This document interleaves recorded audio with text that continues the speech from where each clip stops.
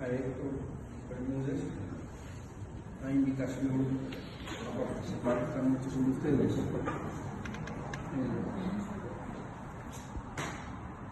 Es para mí un goce del espíritu unirme a la celebración de ese gran revolucionario que fue don Pedro Albizu Campos. Me perdonan, voy a leer porque ya estoy un poquito entrado en años y la memoria no me da tanto a poder hacer un discurso bien centrado, informar, sin leer un poco. Bueno, el tema, como anunció Héctor, es actualidad de don Pedro Albizu Campos. Nunca como hoy ha sido tan actual el pensamiento político de Pedro Albizu Campos. Consideremos esta idea en varios de los aspectos más pertinentes a la situación actual de Puerto Rico. Y comencemos con el Tribunal Supremo. Escribe Albizu: carecemos de un Tribunal Supremo a pesar de tener un tribunal con ese nombre. El verdadero Tribunal Supremo de Puerto Rico es el Circuito de Boston para ciertos casos y el Tribunal Supremo de Estados Unidos. La actualidad de esta afirmación es indudable. Hace solo unos pocos años, muy pocos, los tres poderes de la nación estadounidense se expresaron contundentemente en el sentido de que entre Estados Unidos y Puerto Rico no ha habido un pacto y que la relación entre ambos países es la de un territorio gobernado en última instancia por el Congreso de los Estados Unidos. Contrario a lo que muchas veces había dicho Estados Unidos ante el Comité de Descolonización de las Naciones Unidas, el poder imperial reconoció el carácter estrictamente colonial de Puerto Rico. Y estas expresiones fueron hechas tanto por el Poder Ejecutivo del presidente como por el Congreso y el Tribunal Supremo. En el caso Sánchez Valle, acogió lo que el Departamento de Justicia a nombre del Ejecutivo expresó la no existencia de un pacto, el brutal carácter colonial de Puerto Rico. Sí, usando términos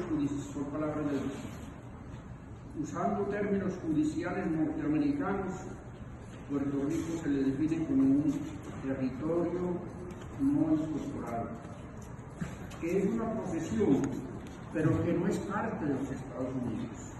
Por supuesto, eso suena absurdo, es incomprensible, pero es la definición judicial de los tribunales de Estados Unidos. El Tribunal Supremo de Puerto Rico no es propiamente un Tribunal Supremo, porque hay varios tribunales imperiales por encima de él.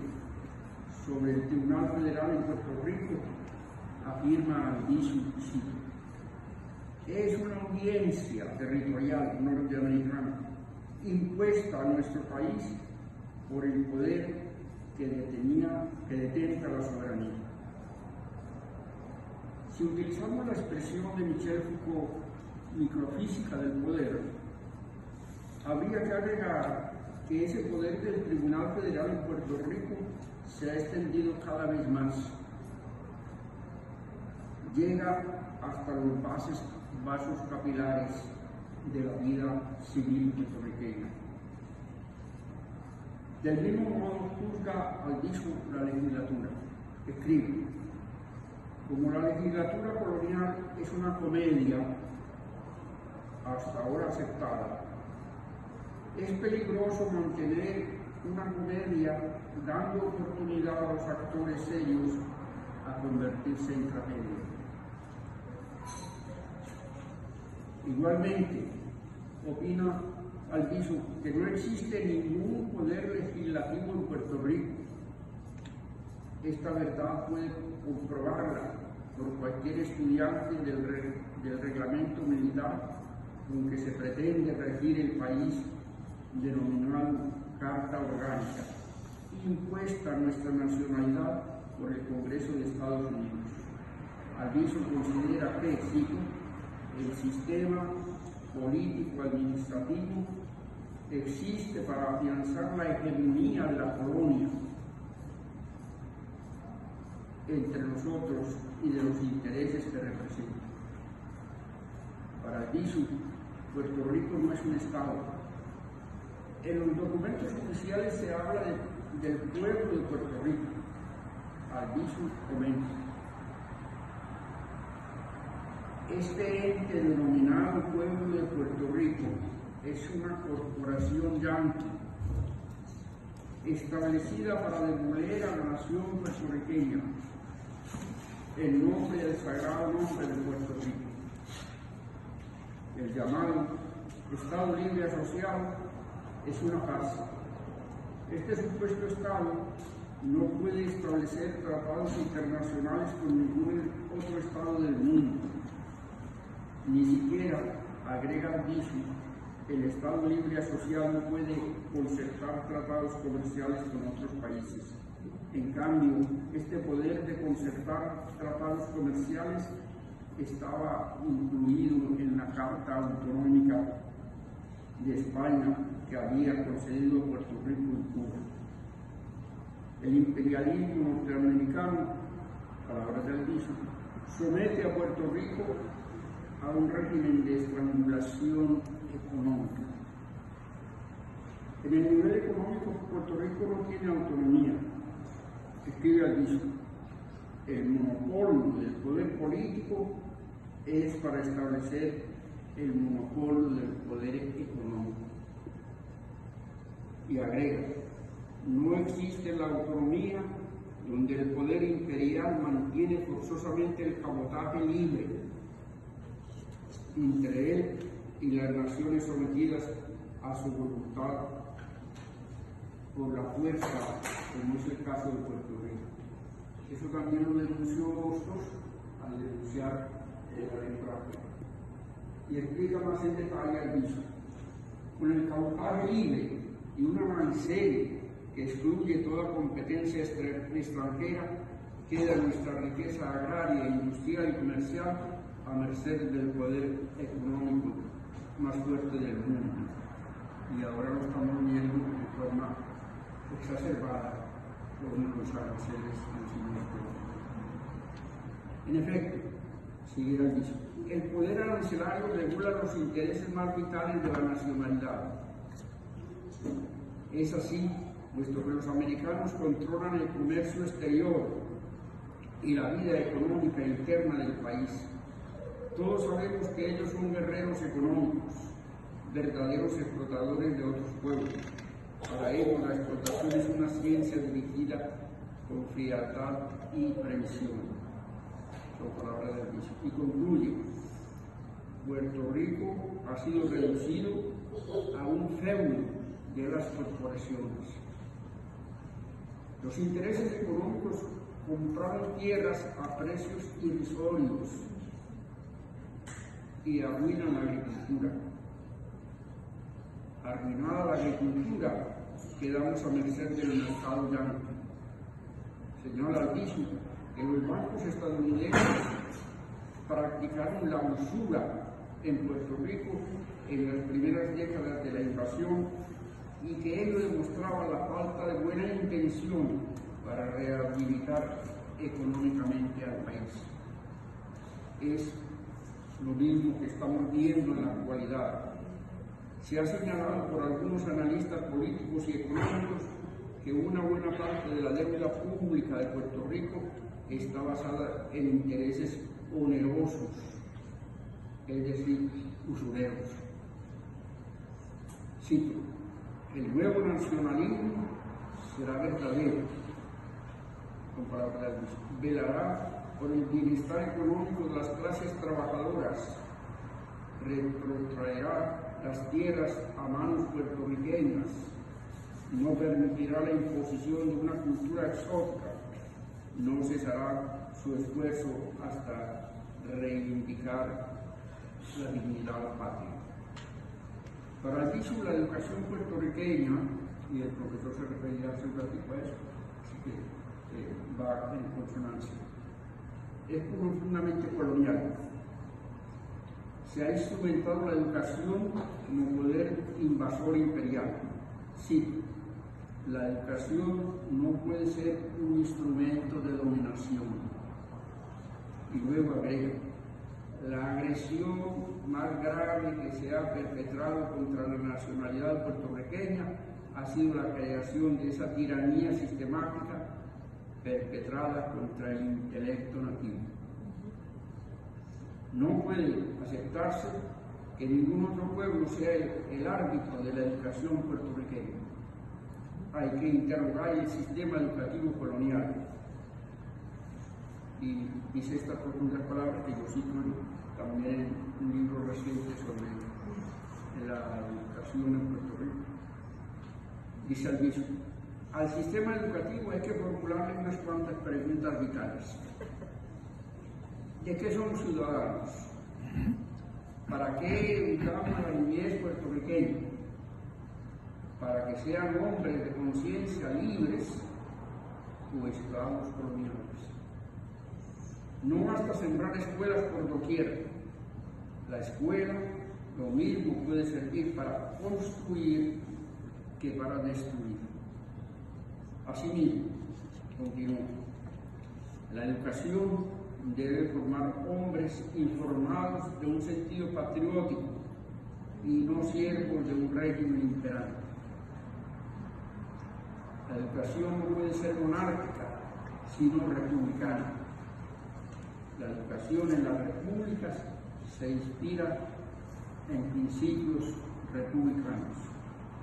En Puerto Rico, la educación no está inspirada en principios definidos, ni tiene una orientación determinada, porque no existe el Estado, que es el factor determinante y orientador del sistema educativo. La educación en la colonia desconoce y reprime el estudio de los héroes patrios. Educa a la juventud para el sometimiento al imperio y rechaza los valores puertorriqueños, los hombres y mujeres que lucharon por la dignidad de la patria. Nada se enseña de Hostos, Betances, Lola Rodríguez de Tibó. Y al presente hay que agregar que nada se sabe en las escuelas de la gesta patriótica de Pedro Albizu Campos. Los valores patrióticos están condicionados en función de la posteridad. Es necesario afirmar los valores pretéritos en función de un futuro patrio.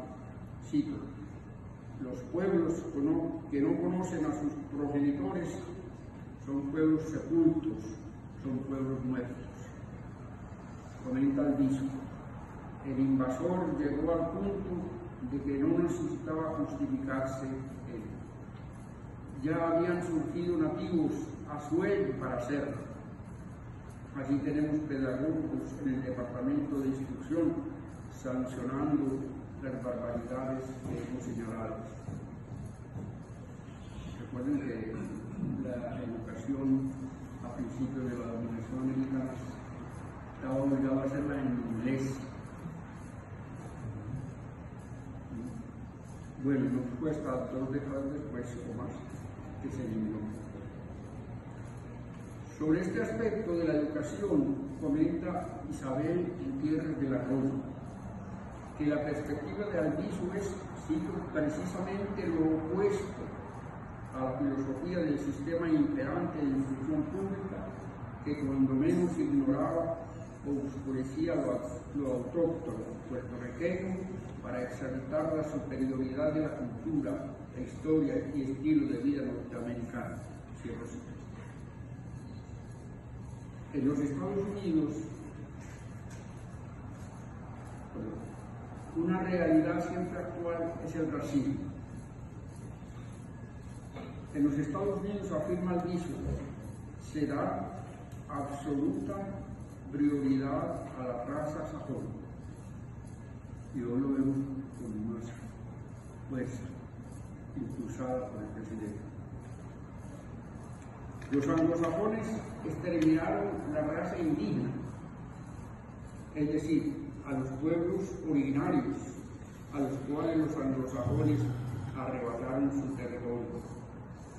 Son los mismos que nada quieren saber de la raza latina y la discriminación con el negro se mantiene.